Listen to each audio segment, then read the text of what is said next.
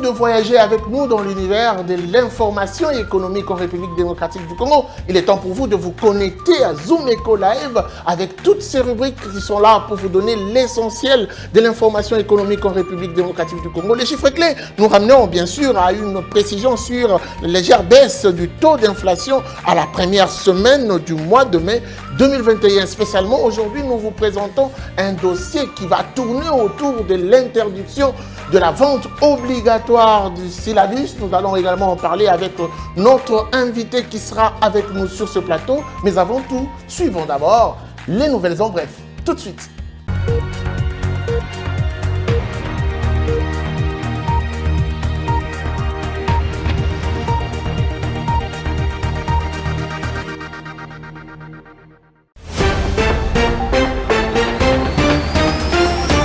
Les nouvelles en bref du jour débuteront par le taux d'inflation de la première semaine du mois de mai 2021 qui s'établit à 0,077% contre 0,086% observé la semaine précédente. C'est du moins ce qu'a rapporté l'Institut national des statistiques dans un rapport publié les dimanches 9 mai 2021.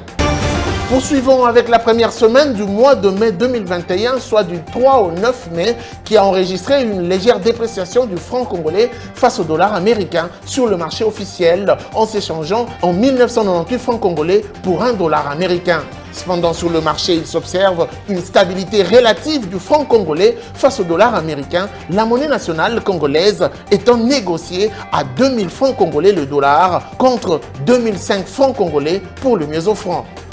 Parlons cette fois-ci du prix du cuivre qui bat son record de 2011. Depuis le vendredi 7 mai 2021, le cuivre a établi un nouveau record historique en clôturant à $10 361 la tonne sur le London Metal Exchange. Avec cette montée de métal rouge, bat ainsi son précédent record de prix vieux de plus de 10 ans et établi lorsqu'il était négocié à $10 147 en 2021. Et pour finir, le sénateur Guy Luando fixe les priorités du ministère de l'Aménagement du Territoire à l'issue d'un atelier de 3 jours. Après 3 jours de travaux d'atelier et de réflexion qu'il a organisé à l'immeuble du gouvernement, soit du 6 au 8 mai 2021, le ministre d'État, ministre de l'Aménagement du Territoire, Guy Luando Mboyo, a fixé les priorités de son secteur qu'il doit réaliser durant son mandat à la tête de ce ministère. Que doit-on retenir aujourd'hui des chiffres clés du jour? Judith Namaka sera avec nous tout de suite. Les chiffres clés, suivez.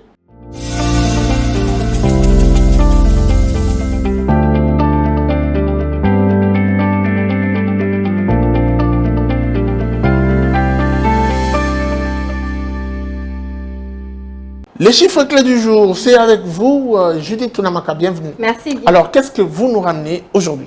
Nous vous ramenons des précisions sur le taux d'inflation, la légère baisse du taux d'inflation à la première semaine du mois de mai 2021. Mais avant tout, revenons une fois de plus sur le cours de change où le taux officiel fixe $1 pour 1988 francs congolais.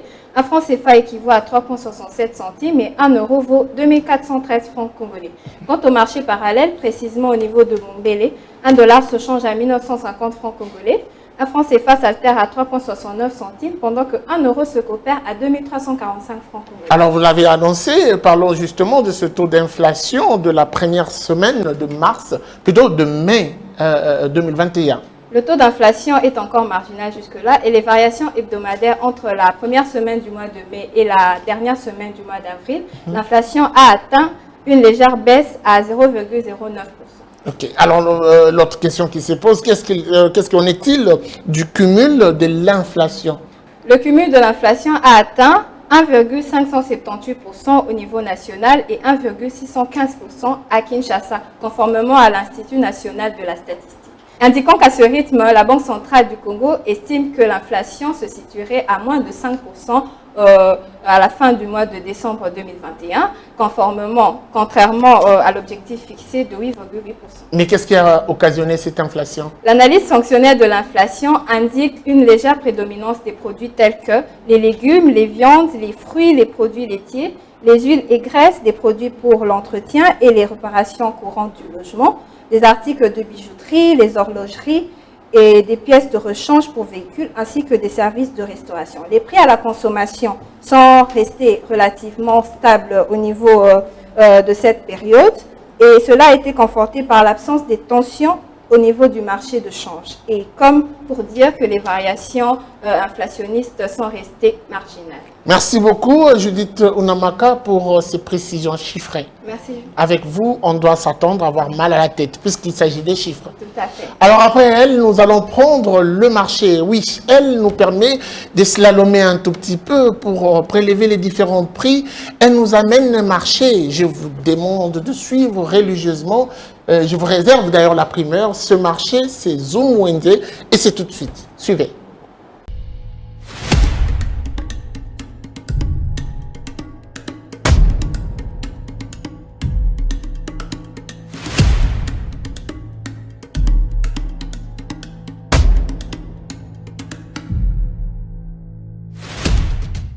Avez-vous besoin de vous procurer une voiture à Kinshasa? Aujourd'hui, on vous fait visiter un marché pour vous donner les différents prix de véhicules. Alors, sans plus tarder, allons visiter ces véhicules ensemble.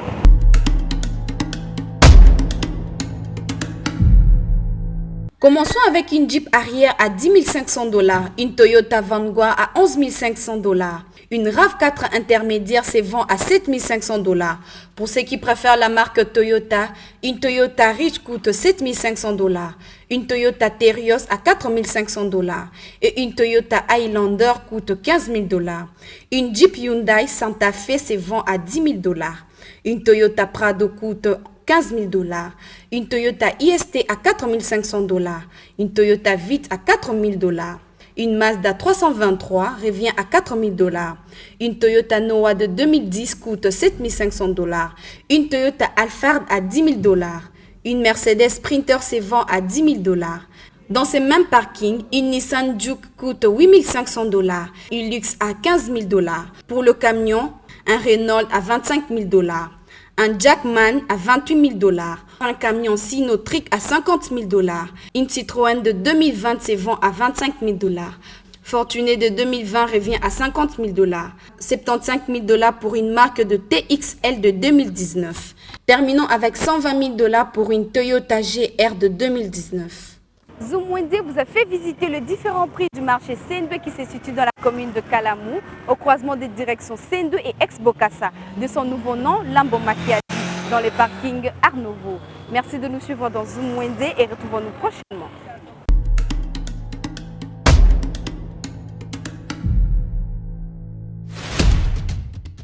Le dossier du jour portera sur la vente obligatoire des syllabus. Oui, nous avons dépêché la présentatrice de la rubrique Le dossier. Elle nous ramène les différents sons de cloche avec elle. Nous allons aborder la question tout de suite. Suivez.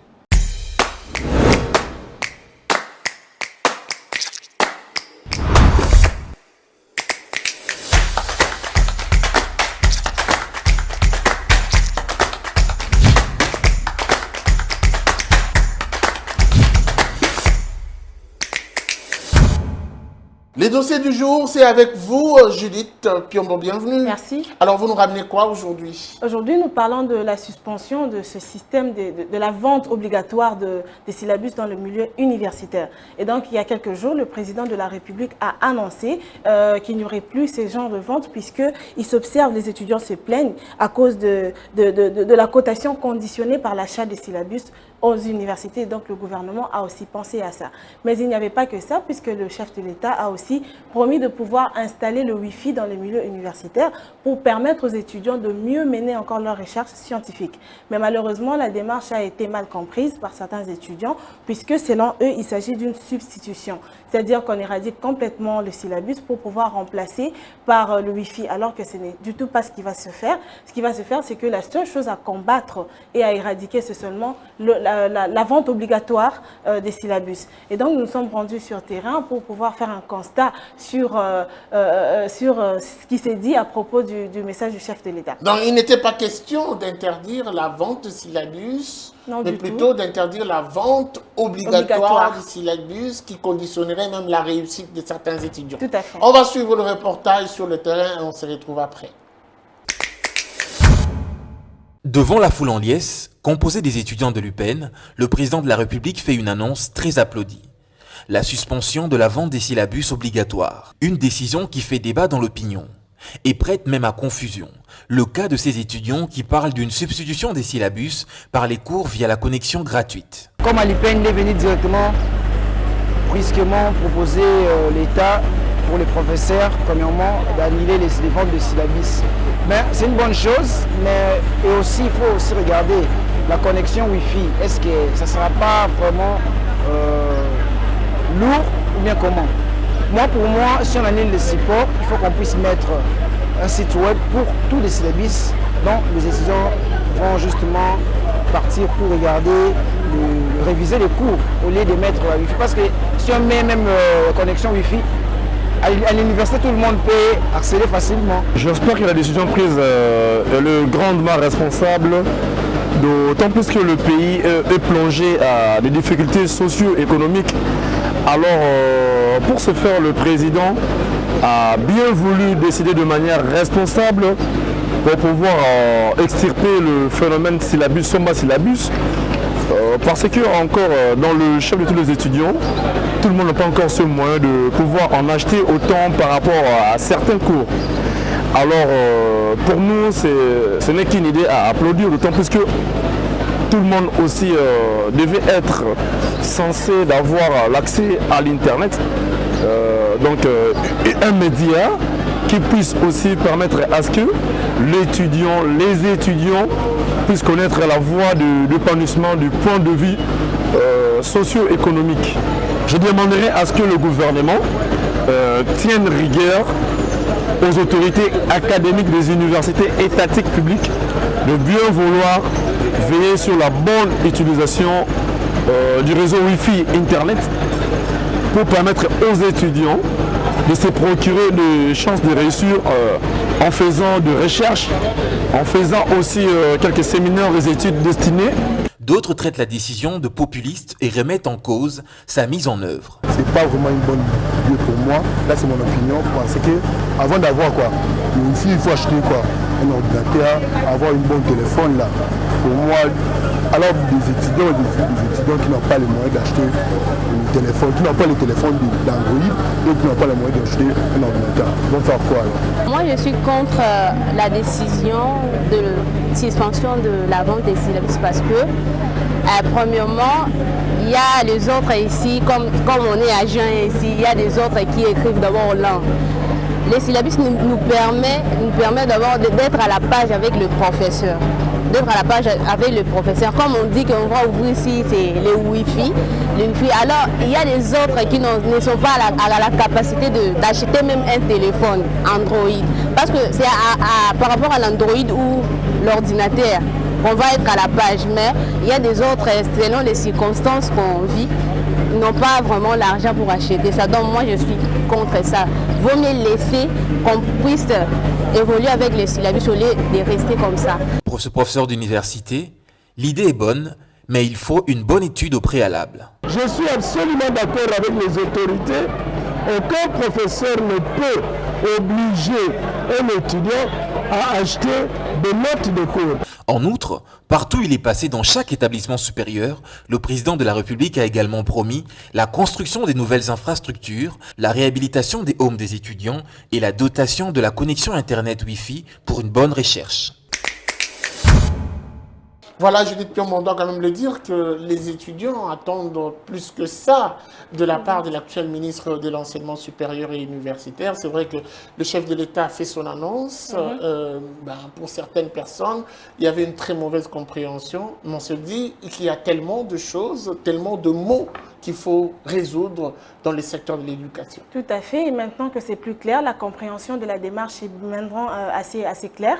Il serait mieux que le gouvernement fasse de temps en temps des suivis pour permettre à cette pratique d'être complètement éradiquée. Merci à vous. Nous allons donc poursuivre cette tranche avec un invité. Oui, il nous vient de très loin. Il vient puisque c'est un enseignant. Il vient nous parler de cette recommandation du président de la République qui, selon le dossier, a été mal comprise, cette recommandation. Nous allons donc prendre l'invité. C'est tout de suite. Suivez.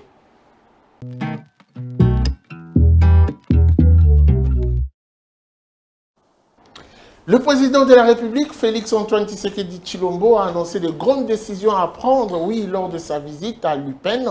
Le président a fixé qu'il fallait à tout prix suspendre avec la vente des syllabus. Pour en parler, nous recevons un enseignant, mais également il est un membre du corps professionnel de cette université, André Mouchongo. Bienvenue. Merci Guichongo. Alors, on va commencer par cette décision qui semble être populiste pour certaines personnes. Le président de la République informe aux étudiants qu'il faut à tout prix surseoir ou carrément arrêter avec la vente des syllabus. Est-ce réaliste au regard de défis qui attendent le secteur de l'éducation? Je voudrais une fois de plus vous remercier parce que nous sommes disposés à éclairer l'opinion scientifique sur les questions qui concernent notre secteur éducatif. D'abord aussi, je rectifie en disant ou en confirmant que ça serait une décision populisme. Non, la décision prise par le chef de l'État, et d'ailleurs qui n'est même pas une décision, n'est nullement une décision qui serait populisme. Le président de la République, chef de l'État, que la communauté de l'Université pédagogique nationale a remercié d'abord parce que depuis que l'Université pédagogique nationale est devenue aujourd'hui université, parce que c'était d'abord un institut national, c'est la première fois que la communauté de cette institution voit un président de la République. Nous avons passé 18 ans, l'ancien président n'a jamais piétiné l'UPEN. Voilà un homme, 2 ans après, Félix-Antoine Tshisekedi Tshilombo décide, après avoir visité certaines institutions, a décidé de visiter l'UPEN, INBTP et d'autres institutions qui seront à l'avenir visitées.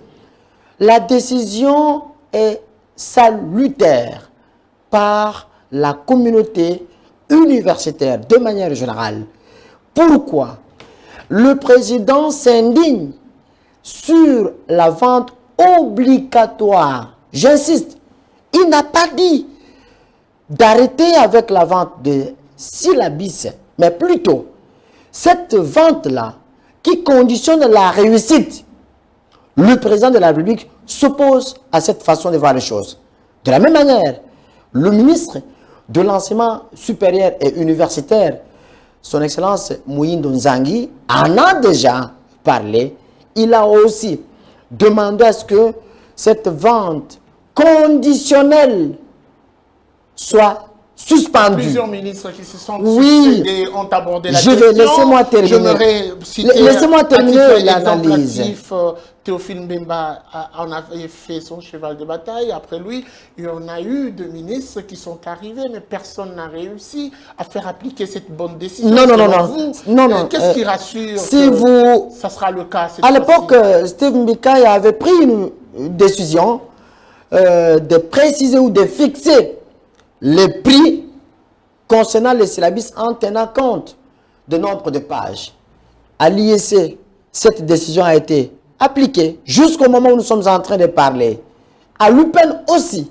Mais plutôt, la réflexion n'a pas été approfondie sur certaines facultés qui ont des cours d'option ou des cours en caractère technique. Aujourd'hui, il est question qu'on approfonde, qu'on puisse réfléchir davantage cette question de syllabus, même avec l'arrivée de l'Internet dans tous les campus de l'enseignement supérieur universitaire. Donc, la fibre optique qui sera installée dans toutes les institutions de l'ESU, cela ne signifie pas que la connexion remplacerait les syllabus. Non. Allez-y, voici le constat. La plupart de nos étudiants ne sont pas capables de vous écrire en français. J'insiste, écrire en français. Déjà, prenez juste comment est-ce que les étudiants et étudiantes écrivent les SMS à travers leur portable. D'accord, comment ils écrivent? Bonjour, comment ils écrivent? Salut, comment ils écrivent? C'est cela. Il y a une difficulté, il y a une baisse du niveau de la formation. Je ne vois pas le lien. Jamais. Je ne vois pas le lien avec la vente obligatoire. Le syllabus, non. Et le président de la République et le ministre s'opposent à la vente obligatoire ou à l'achat obligatoire des syllabus. Faire une chose pour moi, sans moi, c'est l'affaire contre moi, une sagesse le dit. Est-ce que les professeurs ont été associés avant que cette décision soit rendue publique? Est-ce que ça n'impacterait pas négativement sur déjà le train de vie des enseignants, des professeurs qui, déjà au départ, réclament être dans une sorte de prise en charge modique? J'insiste encore. La population est en train de mal interpréter l'allocution du ministre de l'ESU, mais également celle qui a été rendue publique par le chef de l'État, Félix Antoine Tshisekedi Tshilombo. On n'a pas pris cette décision, ce sont des initiatives. C'est une réflexion qui a été mise sur la table de la communauté universitaire. Aucune décision jusqu'à ce jour n'a été prise interdisant la vente des syllabus. Vous et moi, j'insiste, vous et moi, nous condamnons l'achat obligatoire où un étudiant, intelligent soit-il, s'il n'a pas acheté les syllabus, ce dernier doit échouer. Vous êtes enseignant, vous n'allez pas me contredire. Actuellement, les syllabus qui se vendent le plus, ce sont ceux qui sont obligatoires, puisque dans les différentes universités, on constate une sorte de léthargie et de négligence pour être à mesure de vendre son syllabus. Il faut contraindre la vente de ces syllabus. Alors, lorsque l'on dit « fini la vente obligatoire », est-ce que ce ne serait pas une façon également de dire « fini carrément les syllabus » puisque déjà en amont, quand il n'y a pas de contrainte, on ne s'en achète pas. Non, non, non. Fini l'achat obligatoire du syllabus ne veut pas dire fini la vente des syllabus. Non, non, non.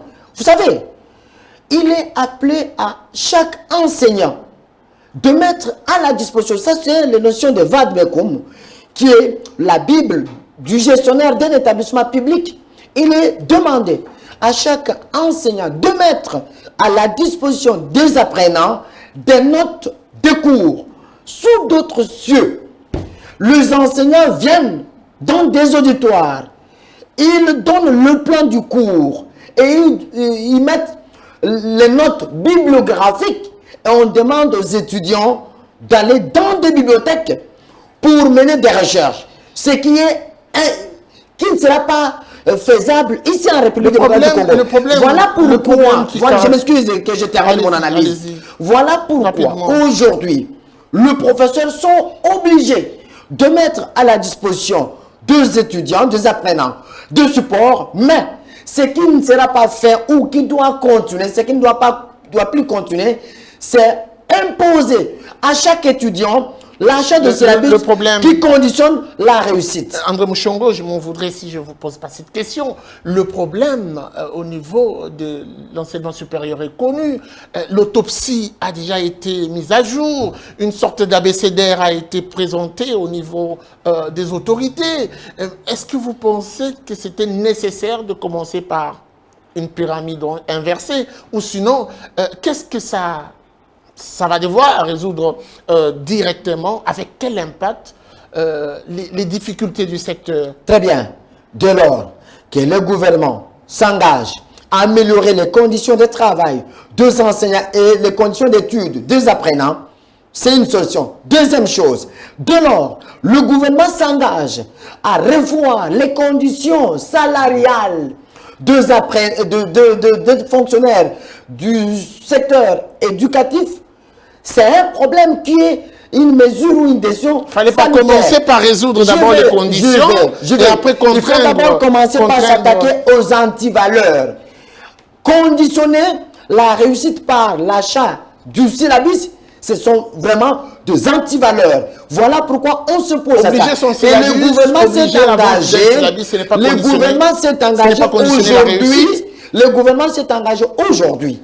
Et ce sont des négociations qui seront mises sur la table du gouvernement entre les corps enseignants, mais également les gouvernements pour voir quelle modalité. Parce qu'aujourd'hui, il y a les statuts particuliers du personnel de l'enseignement supérieur universitaire qui est appelé à être mis en application, mais également avec la loi portant enseignement national du 14 octobre 2014, qui aujourd'hui on doit procéder à beaucoup de réformes. Et les réformes peuvent aussi être seules, notamment à l'interdiction de la vente obligatoire de l'achat obligatoire de finir avec services. cette question. Voilà. Que diriez-vous à ces enseignants qui sont contre cette proposition du président de la République? Non, non. On doit le dire, ça reste encore une proposition. Non, non. À ce que je sache, aucun enseignant n'est contre la proposition du chef de l'État demandant au gouvernement de revoir des mécanismes de l'interdiction de la vente obligatoire. Je suis en train d'insister parce que certaines personnes lisent cette expression-là du chef de l'État entre les lignes. Le chef de l'État n'a pas interdit la vente de syllabus. Les chefs de l'État et le ministre de l'Enseignement supérieur universitaire ont interdit l'achat obligatoire. Ceux qui étaient dans la vente obligatoire des syllabus l'école enseignant s'est réjoui parce que le chef de l'État, sachant que certains enseignants qui ne sont pas payés, qui ne sont même pas payés à leur grade, ces ressources se retrouvent à travers le syllabus en imposant les étudiants à acheter obligatoirement, ce qui fait de manière directe conditionner la réussite par achat du syllabus. Le chef de l'État, à travers son gouvernement, est appelé aujourd'hui à revoir les conditions salariales du personnel de l'enseignement supérieur universitaire pour mettre fin à ces antivaleurs qui ont pris des racines, j'insiste, des racines dans des milieux universitaires. Et cela ne concerne pas seulement une institution universitaire, l'ensemble du pays. Merci beaucoup, André plutôt Mouchongo, d'avoir répondu à notre invitation. C'est moi qui vous remercie, M. Guichon. Alors, nous allons poursuivre. Après lui, nous allons prendre la prochaine rubrique. C'est tout de suite après ceci. Suivez. Nous vous amenons au cœur de l'actualité économique en RDC. Que dire alors de l'évolution du taux de change en République démocratique du Congo? Il y a eu à noter une stabilité relative du taux de change. Tout savoir sur la conjoncture économique, les différents taux de change officiels et parallèles.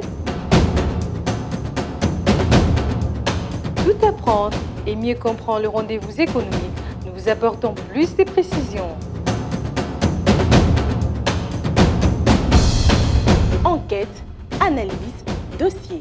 Nous vous rapprochons de la réalité congolaise. Le Watt est un symbole de fierté pour la femme africaine. Sur ce sujet, nous vous souhaitons bienvenue. Entrepreneuriat et activité économique, chez nous, faisons les marchés ensemble. Nous avons appris à être plus près de vous, offrir à vos yeux ce qui est bon pour votre pays. Suivez-nous également sur nos différentes plateformes. Zoom Eco Live, la référence de l'actualité économique en RDC. Que dire aujourd'hui de la vente obligatoire des syllabus? Quelles sont les craintes des différents professeurs? Quelle analyse faire de cette décision prise par le président de la République sous forme de proposition au gouvernement central? Comment les choses vont devoir se passer? Nous en parlons bien sûr avec la chronique et c'est Patrick Bomboka qui nous donne plus de précisions. La chronique, c'est tout de suite.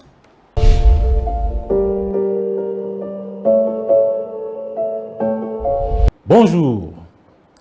Le nouveau ministre de l'Enseignement supérieur et universitaire, Moïndo Nzangi, s'en va en guerre contre la vente de syllabus dans les établissements publics. À peine arrivé, il appelle les recteurs et directeurs généraux des établissements du secteur de l'ESU à bannir ces pratiques qui consistent soit à imposer l'achat des syllabus aux étudiants, soit l'étudiant est obligé de verser ce qu'on appelle le droit d'auteur pour avoir accès aux photocopies des notes de l'enseignant.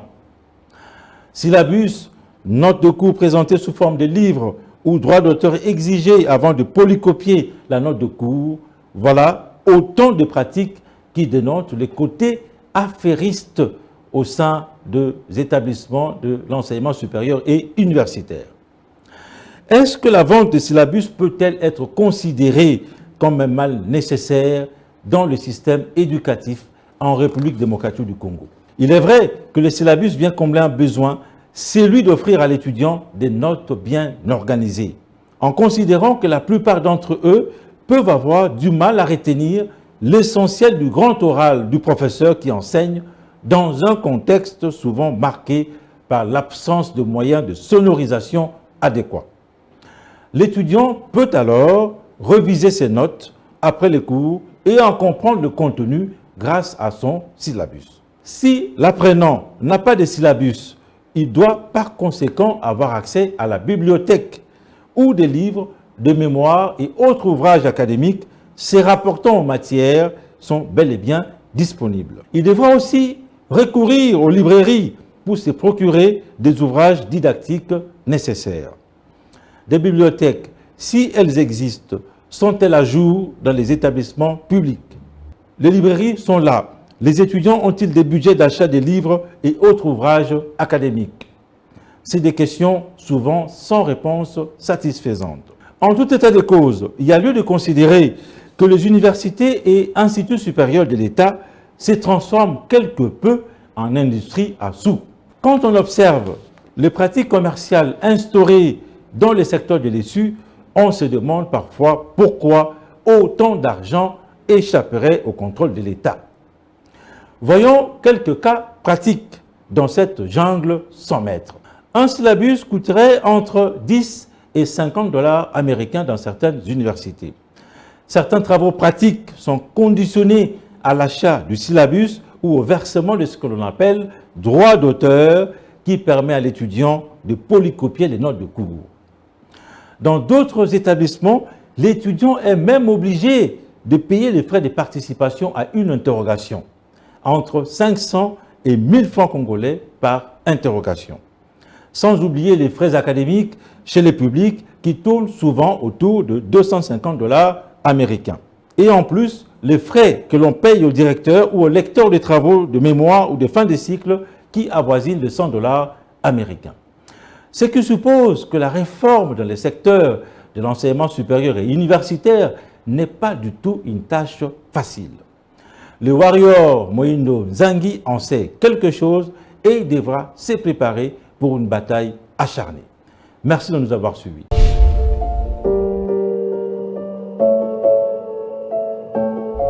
L'agenda du jour, c'est avec Adassa Grasse. Elle nous donne les différentes précisions et également les rencontres de ce 10 mai 2021. Elle sera avec nous, bien sûr, à travers sa rubrique L'agenda. Tout de suite.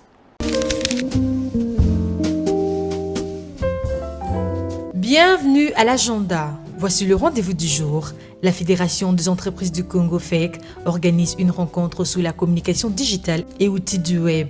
À cet effet, la FEC tiendra 2 matinées du jeudi 6 mai au vendredi 7 mai 2021 au numéro 10 avenue des Aviateurs dans la commune de la Gombe. Ces assises seront axées sur comment améliorer la performance et la visibilité de ces activités sur le web. Et notre rendez-vous est pris avec l'autorité de régulation et de contrôle des assurances, ARCA en sigle, qui prépare une première édition du Salon des assurances à partir du vendredi 21 mai jusqu'au samedi 22 mai 2021 à Kinshasa, précisément au Pullman Grand Hotel. Cette première édition sera axée sur le thème « Impact des assurances sur le financement de l'économie, approche idéale pour la RDC ».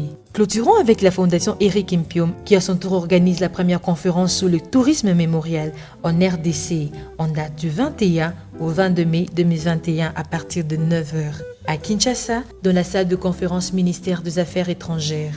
Elle aura pour thème « Repenser, reconsidérer le patrimoine historique et mémorial de la traite négrière en Afrique centrale ». C'était tout pour vous aujourd'hui. Au revoir.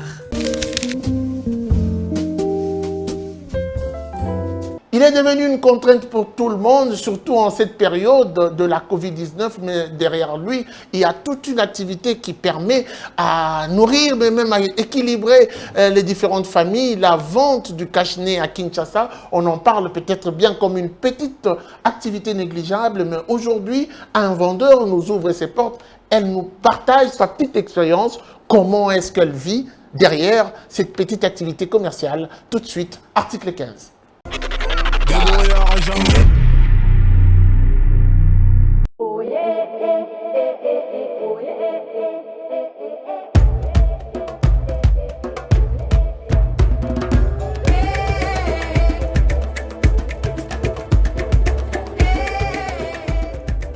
Na banda ina pakia shimbo moko ya Equateur. Ya banda vina ngabo. Na zana mbongo 10 000. Si 10 000 abo na débrouiller boti quand même na veloma muke. na boy ke naiba na ngande baninga baoyiba baosa kikuluna na boy me na linga na teka na ngaka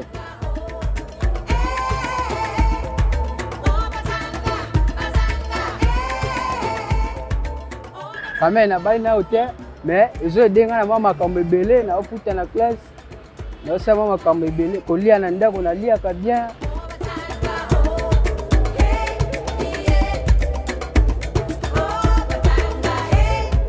soto otambola na biso ka boye po bapolisi oyo baleki mingi pardon peut-être akuta yo boye asengeli eloko esika asengeli eloko soki olobi ke na nango te akomi kobotola ese eza bien te bapolisi bokangakanga biso biloko baolinga oteka te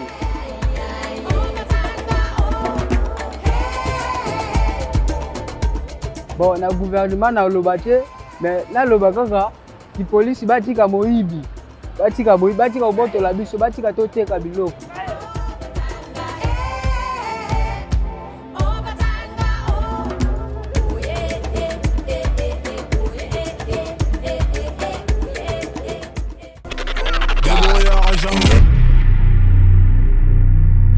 Merci de nous avoir suivis. La suite, ça sera sans doute au prochain numéro avec le même plaisir. Vivez heureux, vivez sans temps. Au revoir et à très vite.